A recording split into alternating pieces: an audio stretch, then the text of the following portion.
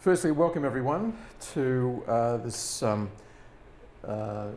of competency called Prepare Video Assets. Pardon me, and I'll explain a little bit about that as we go on. But today, your emergency evacuation points through the door and out to your right. There are two more emergency exits over the wings just behind us, and there's water and toilets just there as well. So if anyone needs to avail themselves, please do so. Hurry on back because you'll miss some interesting stuff, hopefully. Okay, is everyone ready to start? We all comfy in our chairs? Everything good? Okay. So at the completion of the Cert 3 in Screen and Media, some of you may indeed want to work in television. Now, there's two ways of doing this. One is to go to a television production company and try and get a job with them, or you can go to a television station. When you are fresh out of college or school, you cannot get into a major metropolitan TV station. You have to go regional. You have to go out country. So historically, when you do that, you happen to get a job in either a production company or a regional TV station, historically what they do is they plonk you in a place called a video dub suite. And the video dub suite is where all sorts of media is transferred to other types of media. A lot of tape-based media still exists, especially in a regional TV station, that you have to convert onto a solid-state device like an SD card or a hard drive or whatever. So this session is designed to give you some information that either could assist you in getting that position, or once you're there, you have some knowledge and some skill. You don't have to be taught right from the ground up. You already have some skill. So that's what the aim of this session is. Okay.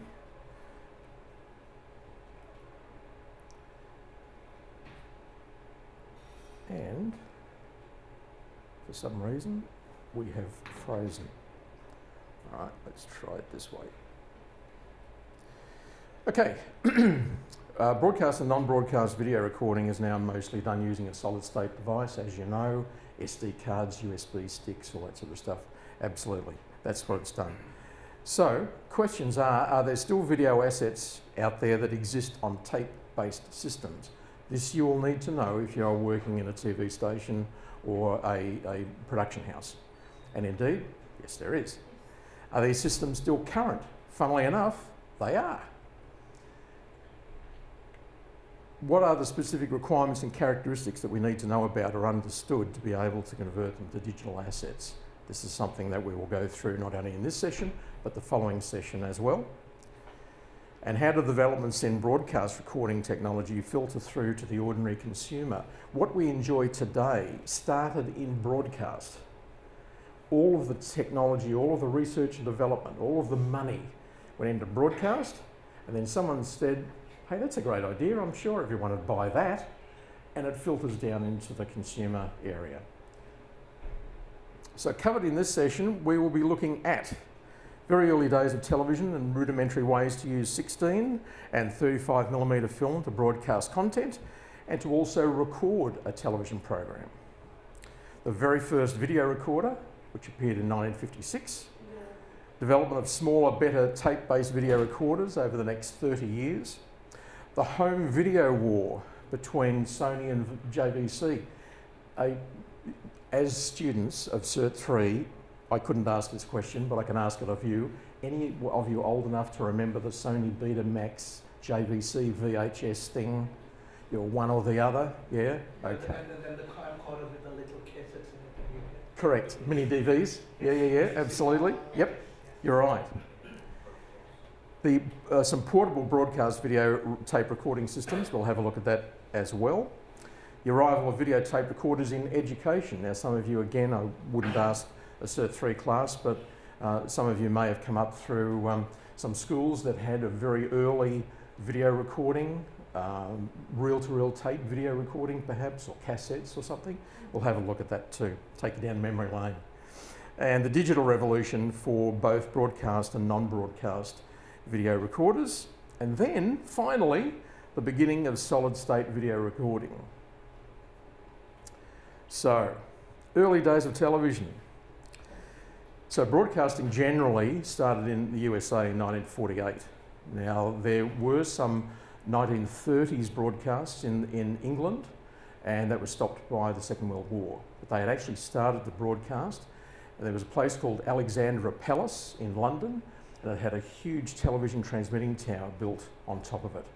But then World War II came along and they knocked it down because they thought the Germans might be using that to find out where to bomb. So they took it apart.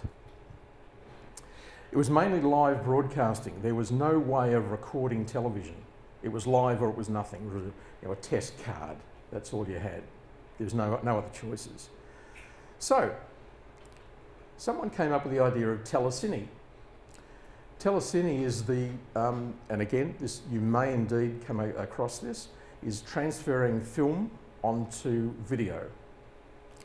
So we can have a look at a couple of those pictures there. These are later units. The early units were very rudimentary, but these are later units, and it's basically a 16mm or 35mm projector onto a little ground glass screen with a mirror inside, and the mirror reflects back into a television camera the image.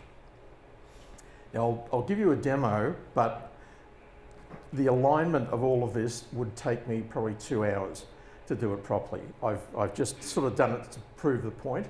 So I've got a piece of film here that was shot by the ABC back in mid-80s. It was on the Southern Peninsula Rescue's helicopter, and it had visited Sorrento Primary School for the day, so the kids could have a look at the helicopter. So I'll just see if this will work. Let me make sure the vision mixer is on the right. Yes, it is. It's on the right channel. Let's see if we can make this happen. Here we go.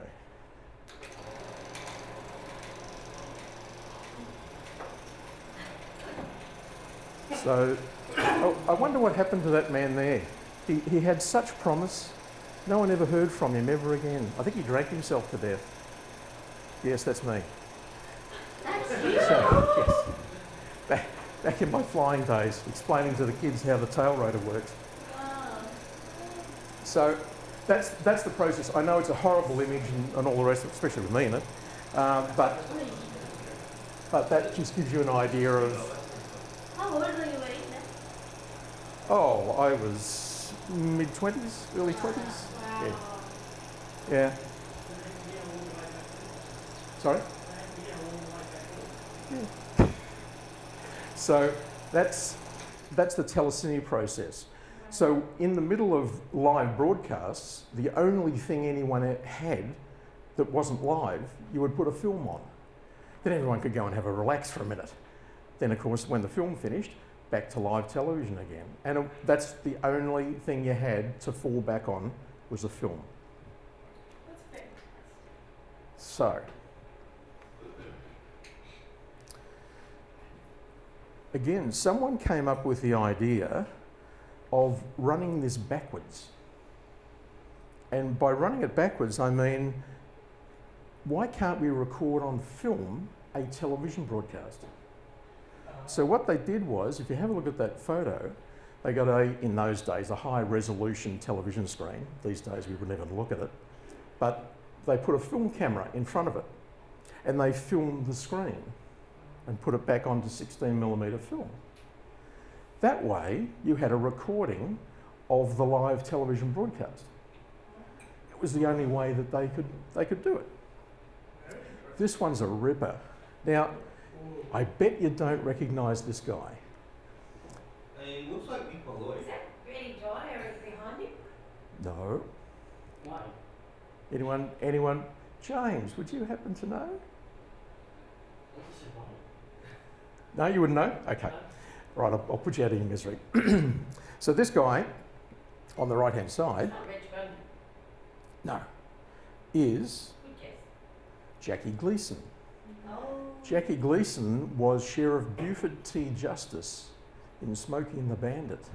If you've ever watched Smokey and the Bandit, the sheriff that pursues. It's a TV show for you youngsters. It's a film actually, but anyway, it doesn't matter. So this invention here was used on the Jackie Gleason show. He had a variety show back in the 50s. And what they did was they got a television camera and a 35mm film camera, and they joined them together. And the television camera's signal got shot into the 35mm camera at the same time.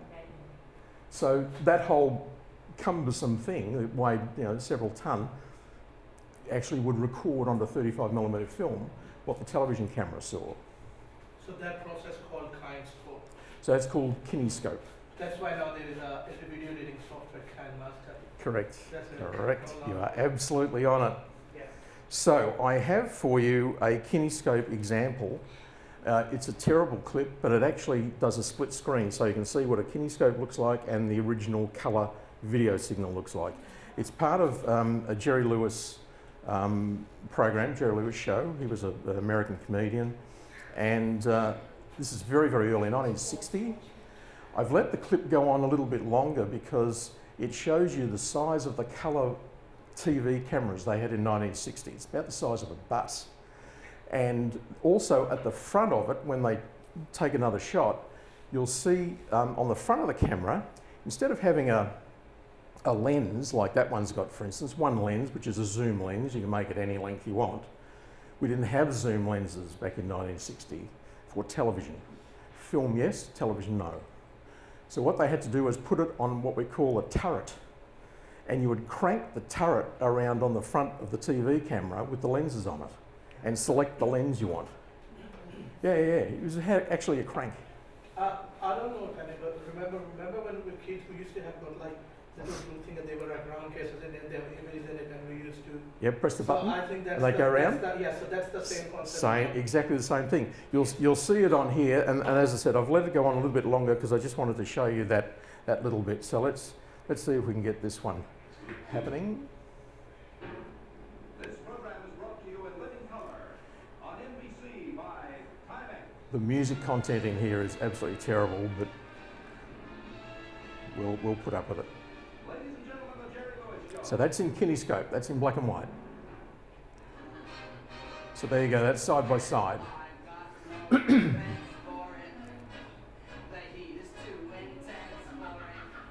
So the quality, although it's in black and white, the quality is still not spectacular. But that was down to especially the TV monitor that the camera was looking at. It really wasn't that too high quality. And also the one on the side of a delay response. Slight delay, correct. This music is terrible. Yeah, it's shocking. Here we go, we're going to see the camera in a sec. There's the size of the camera, have a look at it. A bus. And you'll see the front turret. See the turret moving around? And that's how you selected the lenses. We didn't have any zoom lenses in 1960. And we'll do a split screen. It was supposed to be a musical comedy thing and it was just horrible. But anyway, that's what it looks like. So, we have the introduction of videotape. This blew everyone's mind. We are in 1956 and Ampex releases a thing called the VRX 1000. Again, size of a bus. In the photo in the middle, the guy's standing there. The second one in from the left is someone you've probably heard of, Ray Dolby, Dolby Sound. We had Dolby Sound, Dolby NR on all of our... Exactly, that's Ray Dolby, a very brilliant man. So, this is the very first practical recorder and it could last for 1 hour per reel. Pardon me. It was $45,000 in 1956, which is about $500,000 in today's money. And you had to have at least two, because if one finished, you needed to already have the next one starting, so the program could keep on going. I happen to have some 2-inch videotape here. This is a film called Blame It on Rio. Michael Caine, some other people. And this is sort of behind the scenes, looking at the making of. Get some weight. That's how even these days, that's how the movie is when the movie finishes. That's how it is. Yeah. Yes. Now the reels are really, really lightweight. That's all tape weight. And that lasts 28 minutes. That reel lasts 28 minutes. Yeah. Wow. Is it cellulose? Yeah. Sorry? Cellulose? No, it's ferric oxide. These days, no. Wow. I think even the movies they still show the cinema, basically you buy that for the isn't it? Yes. Yeah. So 28 minutes of videotape, and it weighs that much. So just imagine if like 3 hours or 2 hours. Well, exactly. Exactly. You could get a reasonable workout with that. So that's Just imagine the weight of the consignment if you sell it to state what all cinemas. Yes. And stuff, like, exactly. how well keep it. So that's our 2-inch videotape.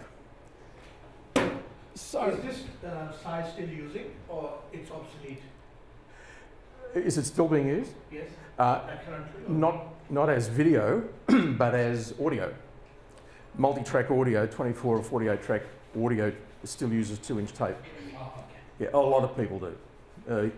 Solid state into a computer, everyone does. There are some guys or some people in the world that say I have to record onto tape, and they have a 2-inch video audio tape. So this is a thing called Quadruplex. It's a Quadruplex 2-inch videotape recorder. Most networks around the world got a hold of it and thought, this is marvellous. Let's get 2 or 3 of them. It also allowed some time shift across different time zones. For instance, if you recorded a program on the East Coast, say in Melbourne, between 7:30 and 9:30, that's our prime time. It's still only 5:30 in Perth. You can't show it in Perth because it's not prime time. But with videotape, you can record it, delay it 2 hours, and then replay it to Perth in prime time. So you could actually time shift time zones with videotape. This was amazing stuff. What did it take 2 hours to get to Perth? Well, no, because coax cable, it's there in a second. But the other thing is that it could now edit videotape, and it was done by actually physically cutting the tape and putting a piece of sticky tape across it. Oh! Yes, that's the everybody used to do. That's it. That's how you used to do it. Splicing. So, yep, splicing tape, exactly right. It's, unbelievable.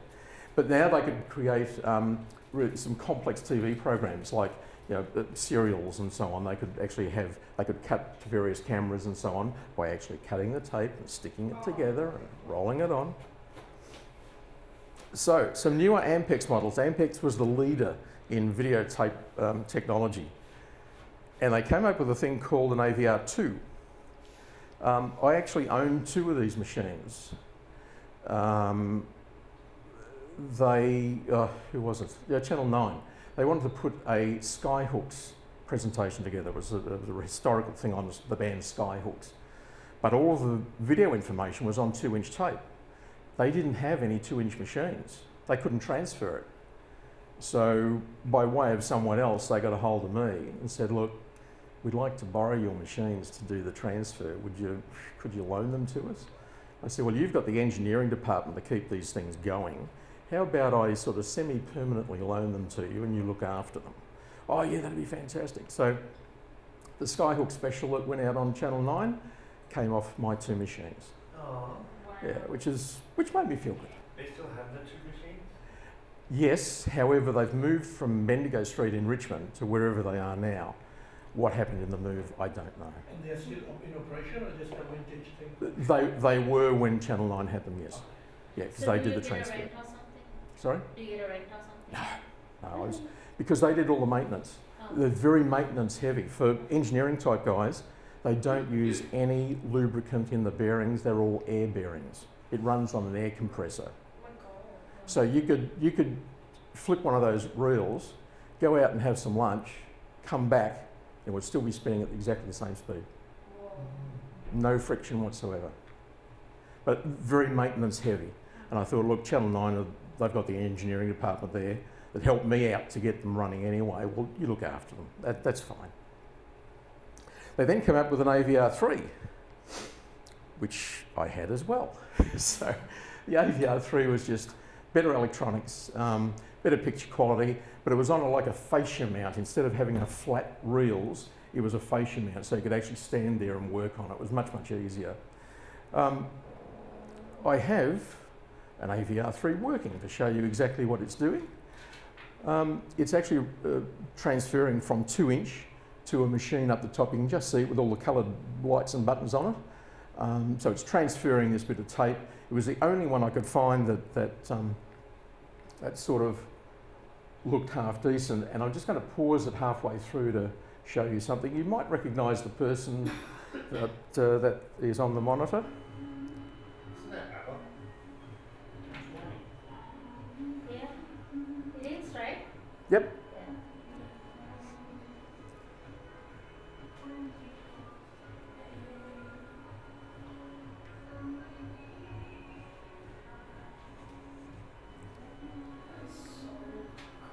We just have to get back to. You know that head inside the video cassette here, Sorry. which reads the signal out of the tape, the head Yeah. spinning inside. Yeah. Yeah. Is that got air bearings inside? Is that? Got air bearings inside? Because it's No, spinning no. really fast. No, these days no. They got the bearings so good. Like older one. No, No? no, just an ordinary bearing. Okay. Ordinary bearing. It was just that these were so delicate. They had to be running in exactly the right spot, because in a TV station, everything has to be able to talk to everything else. And everything runs off the same clock. So there's a thing called blackburst, and that blackburst signal is sent to every video recorder, every edit suite in the entire building. And everything runs off the same clock. So if I went into control room 1 and called up videotape recorder number 5 and pressed play, it would play. Because it's all ready to go, it's all synchronized. So it's really, really important for it to do that. That sort of brownish or dark grey cover, that's sort of half spherical, that's where the tape's going, behind that cover. And that silver wheel that's pointing at us is running towards us. In there are 4 video heads running towards us. As the tape goes past, it puts on a slant a video track. And the tape just keeps running, and it keeps putting slants of video track on the tape as it goes through. And there were 4 heads, and it was called quadruplex recording. So when you hear quadruplex, that's what it meant. So they're the video heads that are actually putting the video signal onto the tape.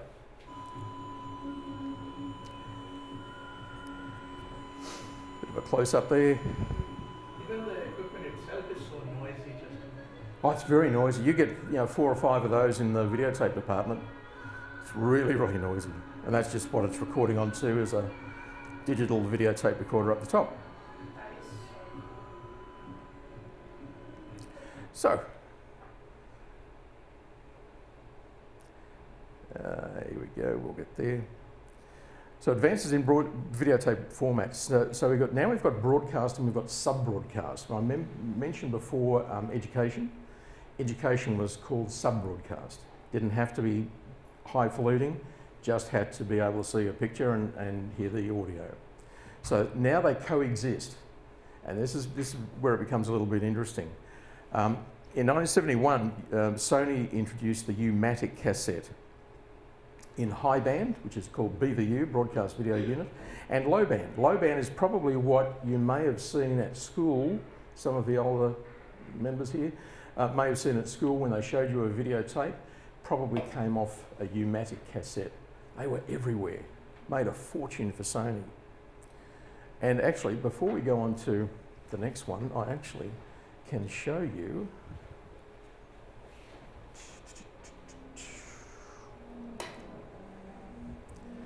I can show you these 2 machines are 40 years old, right?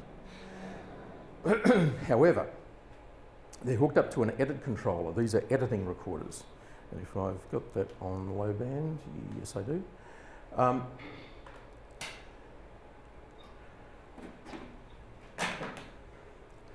So this is now playing back. I'll have to do it this way, I've got no other way of doing it. This is hopefully playing back. There we go.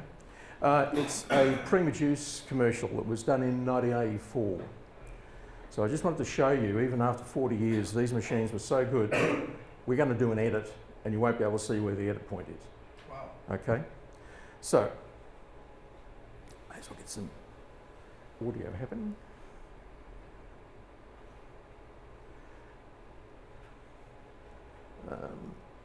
Sorry, this has turned itself off again. Let me quickly. It's the only thing wrong with this soundbar. It keeps turning itself off. Oh, no added sugar. And Prima has a magnificent introductory offer. With Continental Airlines and another Prima Holidays, we are offering 17 wonderful USA trips for two. And every new Prima Juice pack offers big discounts on Prima US Holidays. Prima Juice. No preservatives, great Prima quality. A very 80s hairstyle, do you think? Okay, what we're going to do is, we're going to go back here. I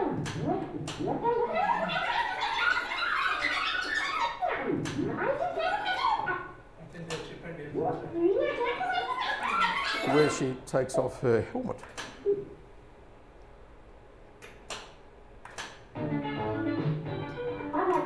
Okay, we're going to get her to take the helmet off twice. Okay, so she's just taken the helmet off. We're going to now go to exactly the same commercial that's on this machine. And we're going to find you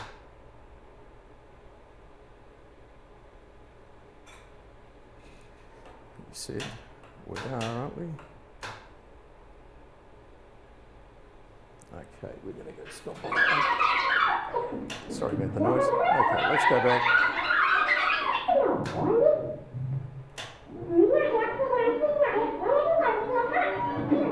There we go.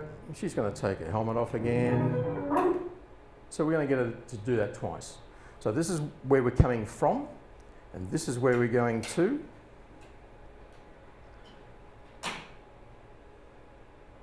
There we go. Take your helmet off, dear. Yes, cross the wood. Okay, we're going to pause it there. All right, I'm going to tell it to go from this machine to that machine. It's going to edit. It now runs backwards. Both machines run backwards. They have a little think, roll forwards, synchronize. And that's the edit. Orange juice, tomato juice, orange pine juice, apple juice, So all with no added sugar. And Prima And has that. We'll go back. I wish that I wanted Come on, boy. Come on, you can do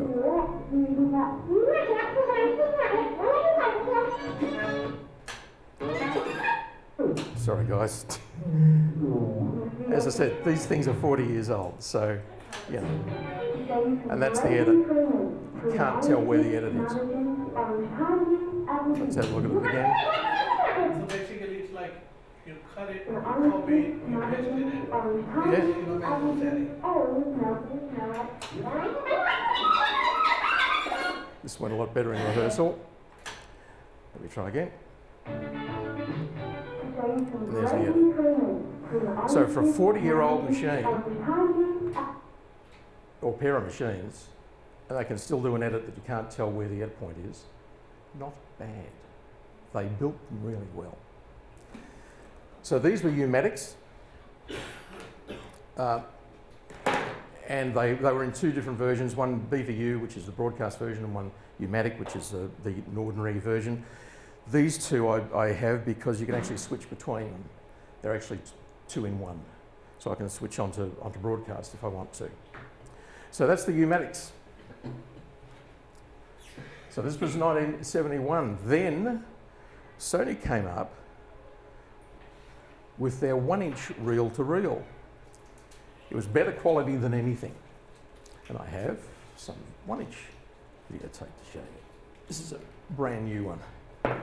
Never been used. There we go. That's a Feel away. That's 105 minutes. Wow. So 1 inch, thinner and longer, which was a bit of a, Lightweight. bit of a mystery on how they did it. So, how did they get better quality out of the thinner tape, running it faster? This is the beginning of a process called helical scan. Goes back to what you were saying, Sam. Up the top, we've got our quadruplex scanning, which is that little silver thing that spins towards us. But then they laid it on its side, and we had helical scan, had a drum, correct? Yeah. And that was the basis of all videotape recorders right to the very end. Then we have the home video war. We have Sony. Sony introduces Betamax in 1975. I did have a Betamax to bring with me, but I fired it up at home. I borrowed it from someone, fired it up at home, and it went totally berserk. So, Is that when Blockbuster had two departments, depending on what video machine you had? Beta and VHS, yes, correct. Exactly right. So, this is the beta version. We have JVC releasing VHS soon after that. I have a VHS just to show you, so it does actually exist. Crash box, we go to VHS. VHS won, but not because it was better. Sony was better, no question about it. We have to clean up the head. And then Panasonic, Often on these ones, we have to do the head cleaning. Yeah, and then properly, not as Sam used to do it with a bit of paper. Oh, Sam. New brand, you know it. And then So- Panasonic came as well. But they've been changed. Panasonic did that. In the mid-1970s. So this is the Weekend Magazine program that actually went out on Channel 2. We saw the film of it earlier on. This is the actual program that went out. That's actually my father, and that's not my father. And there's that drunkard again with the back of the helicopter. So, so that's VHS. Now, VHS was not as good as Beta. Beta was far better. It had sound on Beta video cassettes that was CD quality. CDs weren't invented for a long way after that. CD quality on Beta home video. I remember then with the VHS, when they launched the technology, they have actually brought a function that you can actually record a live TV program or something is broadcasting on the TV, you can record it in a VHS as well as on the drive. So what technology was that? Do you remember that? So you know you're watching something on a Yeah, channel, yeah. and then you connect the VHS, and you record it on the VHS. Yeah, we used to Correct. do things all the time. Yes. Yeah, Yes. yeah. So it's basically a splitter. VCR, isn't it? VCR, video cassette recorder, and VTR, videotape recorder. Yeah, basically it took the signal in, the RF signal, your TV signal, and split it. Half of it went to your TV so you could watch it, the other half went into the video recorder so you could record Yeah, it. because that's why the sound is coming, because there was no physical light there. Exactly. And the quality was good. Yes. Yep. Now it makes sense. Yes. So, Betamax was definitely better in picture and sound, no question about it. But Sony wanted to control the production, just to make sure it was top quality. Sony always had a really good reputation for quality stuff. JVC, on the other hand, allowed anyone to produce a VHS machine. Just give us $5 a machine and you can just do whatever you want to it. So, of course, marketing-wise, they swamped Sony. That was it. Sony was dead in the water. Home Betamax disappeared. However, Sony had put in millions and millions of yen to invent Beta, so they decided to turn to the professional market. And this is the very first Betacam in 1982. And Betamax tapes, same tapes that you had in your Betamax recorder at home, and they ran them at 9 times normal speed to get the quality up. And now you could be used for electronic field production, EFP, or ENG, electronic news gathering. And all the news crews had Betacams. They were brilliant, absolutely superb. Okay. So Panasonic decided to take aim at Sony. They wanted part of this market again. So they introduced M2. At M2, they ran VHS tapes at 9 times normal speed. And here's an M2 recorder and an M2 camcorder Wow. to try and take on Sony. CBS in New York put in an M2 system, full M2 system. They had it in about 3 weeks, and they pulled it all out, and they went back to Betacam again. Is it the curve is there because so they can put it on the shoulder? Correct. Exactly right. You might be able to see it on the bottom of that camera up there, Yeah, that's right. or up there. Yep. So it's a shoulder pad, so it sits on your shoulder. What was wrong with VM2? What was wrong? It wouldn't hold up to broadcast standard. You just couldn't do it. Was it the quality or Yeah. the Quality. Yep. And actually, just while we're on the shoulder mount stuff, I've neglected to show you this. This is a portable version of that. Would you like to lift that one up? That's without a battery, without a tape. It's heavy. So we used to, Oh, it's Right. close to 10 kilos. I know, we used to run around with that on our left shoulder and a big heavy TV camera on our right shoulder. Oh my God. And within about 2 hours, you were walking like Quasimodo. It was just, it was terrible. But that's the only thing we had. That's our portable video recorder. do some cardio. So anyway, Panasonic with their M2 system, and they failed miserably.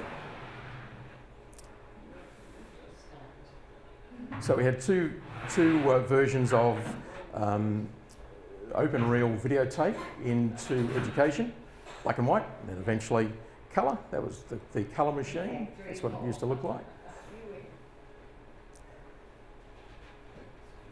And then we came up with a thing called DV.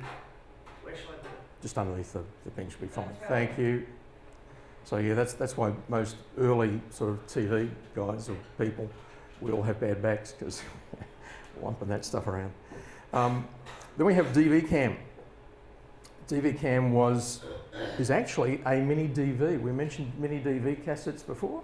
Yeah. It's actually a mini DV cassette, but it's run at 50% faster. So that's the large format tape.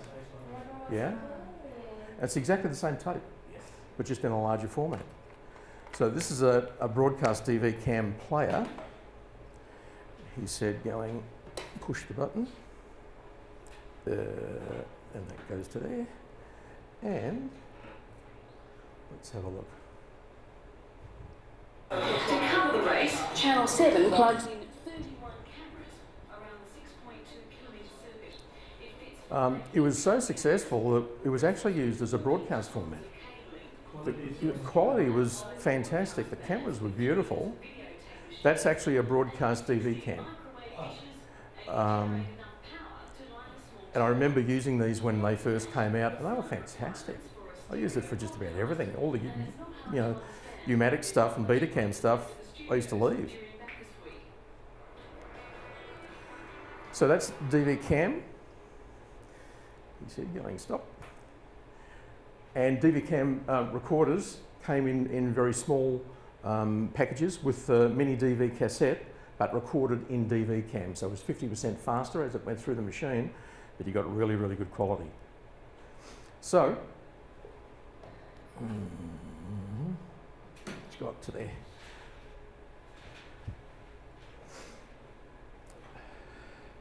So they arrived in 1996. It was based on DV and mini DV tapes. They ran their tapes 50% faster.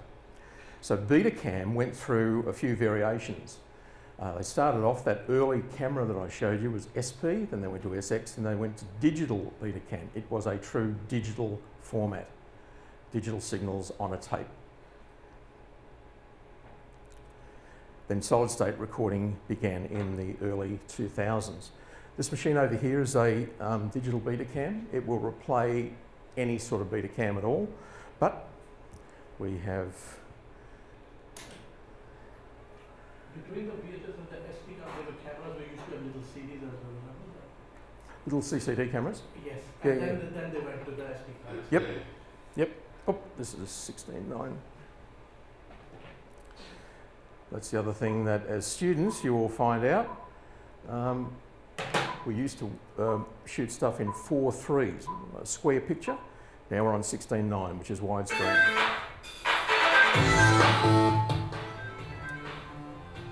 So reasonably high quality, but it all depends on your camera, etc., etc. The main thing with Digibeta was, if you stopped it on a VHS player, if you went to pause and someone was moving, they did that. They shook because it wasn't stable enough to use. It was just a home video recording format. Even on U-matic, it used to slightly shimmer. So if you've got a tape queued up and the director calls for roll tape, you haven't got to wait for the machine to catch up or stabilise. As soon as you hit play, if you watch on the monitor, plays immediately. And even if you pause it, it won't move. It's absolutely rock solid. So these things for broadcast, for live on-air broadcasts, were brilliant. You might have 10 of these in a bank and you just call for the next videotape.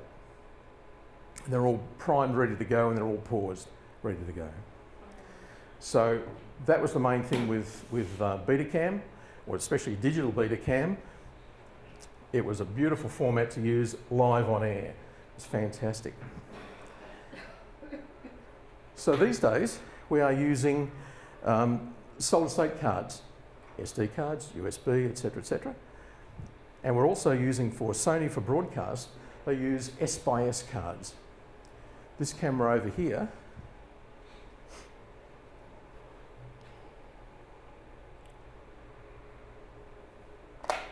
has S/S cards in it. Oh, yeah. Now that card will record about 4 hours Wow. of broadcast quality video and audio. The great thing is with these cameras, they're hot swappable. So when this card's full up, or almost full up, card B starts to record. Then when that is totally finished, and B is recording, you can put a fresh one in. You said going like so.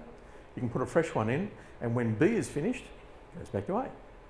So you can keep recording for as long as you want. As long as you take enough time to actually swap them around. Correct. If you forget, you've got a real issue.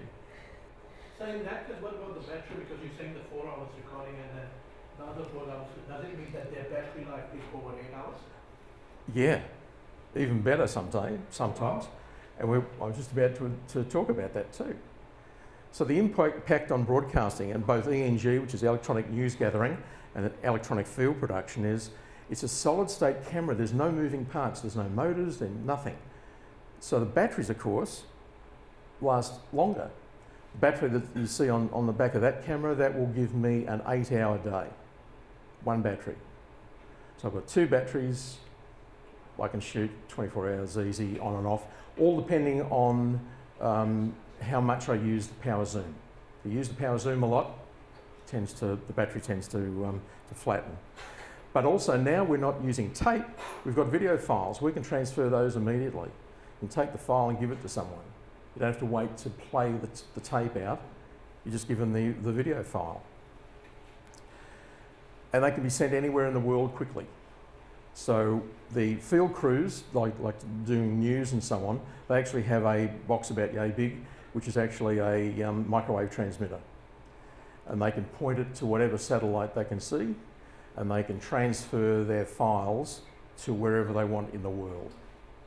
Back to their TV station if they want to, but if they want it directly to New York, relay it through a couple of satellites, and New York ends up with the file. It's really moved things along as far as production goes, made things very, very efficient. So in our conclusion, and there is one, the journey from the beginning of recordable television images to video information stored in digital form took 50 years. SD cards can now store broadcast quality video and are of the size of a thumbnail. So the future is going to be really, really interesting. Where are we going to be in another 20 or 30 years? And I've just got some questions for you. Do any of you have either mini DV or VHS players at home still? You do? Yeah? I'm fairly sure I've still got a VHS. That one, really? Excellent. All right, for those of you, have you been converting tapes to a solid state device, to an SD card or a USB stick? Half ages ago. Okay. Long time ago I have seen that. Yeah. Long time ago. Because the tapes are starting to fall to bits. They will not last much longer unless they're in humidity controlled rooms, etc., etc. They will start falling to bits. I've got a couple of tapes from Channel 9 that I was going to show you, but they started to fall to bits. I might show you just afterwards what I've found on them. And then, have any of you got 8mm or 16mm films at home? The camcorder, little tapes that went in the camcorder. Okay, so that's still videotape. No one's got film, 8mm film? You got film? Okay, so the film stock is now starting to become very brittle.